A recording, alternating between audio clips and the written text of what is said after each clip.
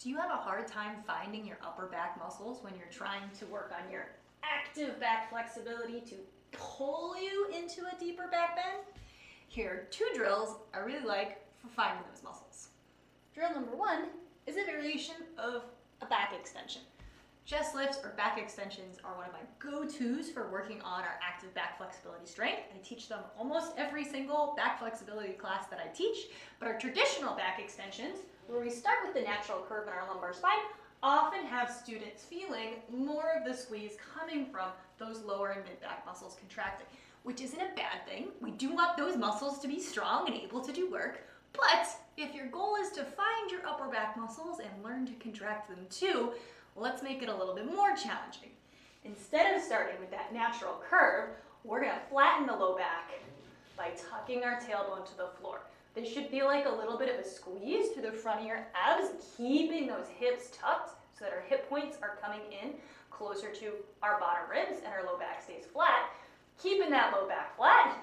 Now try to lift your chest, and you're going to feel more of that squeeze coming from your upper back, even if you're not lifting quite as high. Drill number two, we're going to try to find those muscles in a puppy pose. Now, puppy pose is traditionally done as a passive stretch for our shoulders and our upper back flexibility, but we're going to use it to be a little bit more active. So one of the things we're going to do is start in our puppy pose, but normally in our puppy pose, our low back is helping a little bit. We're getting a stretch in our shoulders. So if we want to isolate this in our upper back, we have to take those pieces away.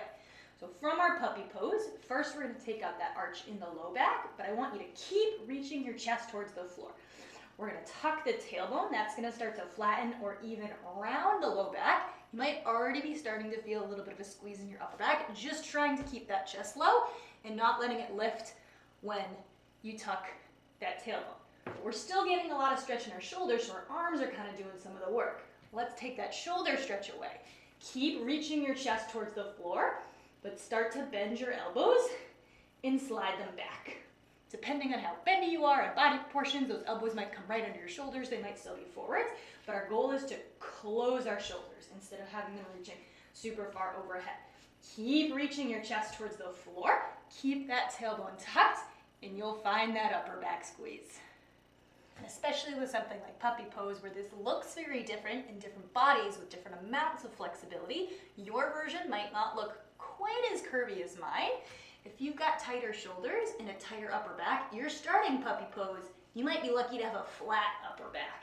So even then, when you're tucking your tailbone and sliding those arms back, it might not look very similar, but as long as you're reaching your chest towards the floor, you're going to be finding that nice squeeze in your upper back, trying to get that chest to scoop while your hips are tucked.